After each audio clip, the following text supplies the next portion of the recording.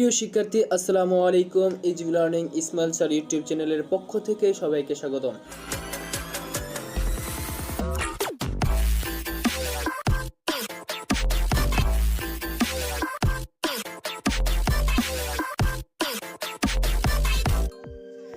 HSC 2025 Mymensingh board যুক্তিবিদ্যা প্রথম পত্র MCQ set গ এর সমাধান।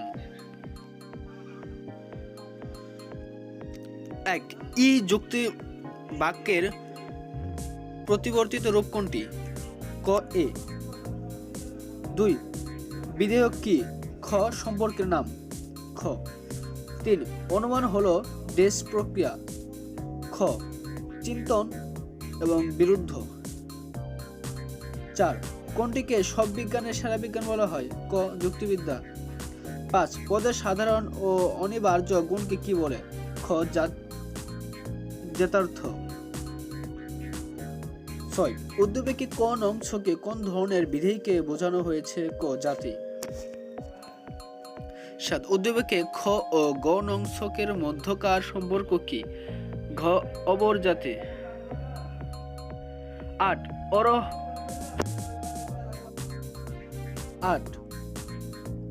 আরোহের প্রাণ হলো গ কার্যকারণ নিয়ম।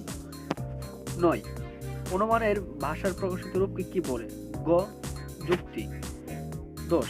নিচের কোন গুণটি মানুষকে অন্যান্য প্রাণী থেকে পৃথক করে? বুদ্ধিবৃত্তি। খ 11. সততা একটি মহৎ গুণ। উক্ত চিন্তাটি হলো খ যুক্তিবাক্য। 12. ব্যক্তিগত বিচ্ছেদ অবান্তর লক্ষণ কোনটি? গ শক। 13. অবরোহ অনুমানের সিদ্ধান্ত আশ্রয় বাক্য থেকে কম ব্যাপক এবং সমব্যাপক। খ 1 এবং 3।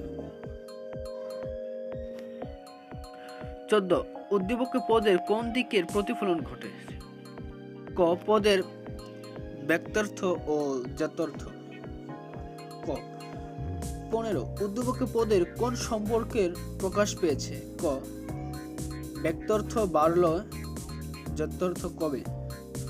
16. লজিক শব্দটি কোন শব্দ থেকে এসেছে? ক লগস থেকে এসেছে। 17. পিতা পুত্র কোন ধরনের শব্দ? পদ। ঘ সমষ্টিবাচক। 18. এর ক অমাধ্যম অনুমান। 19. উদ্দীপকের উদাহরণটি প্রতীকীরূপ কোনটি? গ আই। 20. উদ্দীপকটির ক্ষেত্রে যা সত্য, উদ্দেশ্য অবাপ্য, বিধেয় অবাপ্য।